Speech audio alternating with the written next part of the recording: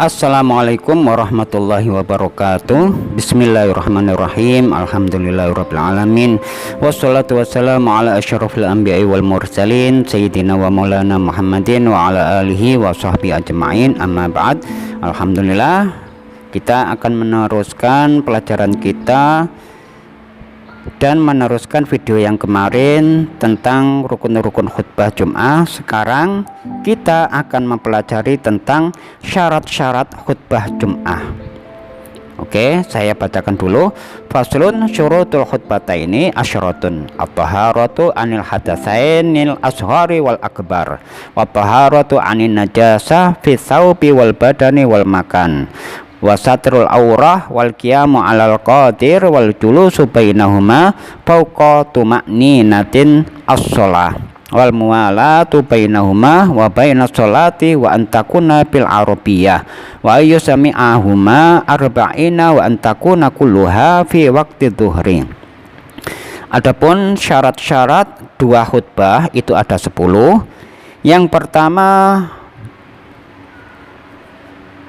khutbah harus si sang khotib yang membacakan khutbah yaitu suci dari hadas besar dan hadas kecil. Harus suci dari hadas besar dan hadas kecil. Jadi sang khotib yang membacakan khutbah itu harus suci, ya, suci dari hadas besar maupun hadas kecil. Kemudian yang kedua yaitu pakaian, badan dan tempat harus suci dari najis, ya, suci dari najis, baik pakaiannya si khutbah maupun tempat maupun badannya itu semuanya harus suci dari najis. Kemudian yang ketiga, syarat-syaratnya khutbah yaitu menutup aurat. Khotibnya harus menutup aurat, bukan hanya khotibnya saja, ya, yang mendengarkan khotib pun harus menutup auratnya, ya. Jadi harus menutup aurat, kalaupun auratnya laki-laki antara pusar sampai ke lutut, ya. Kemudian yang keempat, berdiri bagi yang mampu. Si khotib itu diusahakan berdiri apabila dia mampu untuk berdiri. Kalaupun dia si khotib tadi dalam keadaan sakit, maka boleh saja dalam keadaan duduk, ya. Kemudian yang kelima yaitu duduk antara dua khutbah. Duduk antara dua khutbah lebih lama dari tumakninahnya sholat.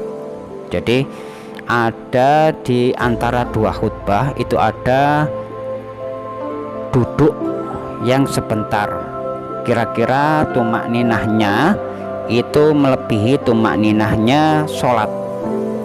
Tumakninahnya sholat kan pembacaan subhanallah dengan pelan-pelan, ya, membaca subhanallah kira-kira berapa detik itu, ya. Nah, untuk dua khutbah, duduk di antara dua khutbah ini harus lebih lama tumakninahnya dari sholat. Kemudian yang keenam, berturut-turut antara dua khutbah, ya, harus berturut-turut antara dua khutbah, tidak terlalu lama duduknya, ya, tidak berleha-leha atau tidur-tiduran dulu, ya, atau makan-makan dulu, tidak boleh, maka harus berturut-turut, ya. Sekiranya duduknya di antara dua khutbah tadi itu 1 menit lah, tidak apa-apa, ya, 1 menit atau kurang dari 1 menit. Kemudian yang kedelapan adalah khutbah harus berbahasa Arab. Nah, untuk rukun-rukunnya, rukun-rukun yang saya sebutkan di video yang kemarin itu harus menggunakan bahasa Arab untuk rukun-rukunnya. Kemudian untuk wasiat-wasiatnya boleh kita tambahi dengan bahasa kita sendiri yang sekiranya dapat dipahami oleh si pendengar khutbah, ya. Setelah kita melakukan rukun-rukunnya dengan memakai bahasa Arab, kita tambahi dengan wasiat yang memakai bahasa masing-masing, bahasanya di tempat tersebut. Kemudian yang kesembilan yaitu khutbahnya harus didengar oleh 40 orang. Jadi 40 orang yang mendengar itu harus bisa mendengarkan apa yang dibaca oleh sang khotib. Kemudian yang terakhir, kesemuanya harus di waktu zuhur. Jadi khutbah Jum'ah syarat-syaratnya harus setelah masuk waktu zuhur. Kalau belum waktunya zuhur, belum masuk waktunya zuhur, tidak boleh melakukan khutbah ya. Jadi waktu khutbah itu harus sudah masuk waktunya zuhur ya, karena khutbah ini merupakan pengganti dari 2 rakaat yang lain. Kan asalnya sholat zuhur itu kan 4 rakaat ya, diibaratkan untuk khutbahnya itu 2 rakaat dan sholat Jum'ahnya 2 rakaat gitu ya. Mudah-mudahan dapat kita pahami. Insya Allah mudah-mudahan kita senang melakukan apa yang diperintahkan Allah Subhanahu wa Ta'ala, diantaranya yaitu melakukan sholat Jumat. Banyak sekali di luar sana banyak orang yang meninggalkan sholat Jumat, menganggap remeh ya. Kita tidak boleh, jangan sampai kita ini termasuk orang-orang yang menyepelekan apa yang sudah diwajibkan oleh Allah, maka akan dipertanggungjawabkan. Semua apa yang diperintahkan oleh Allah kita usahakan semaksimal mungkin untuk melaksanakannya dan menjauhi segala apa yang dilarang oleh Allah semampu kita ya.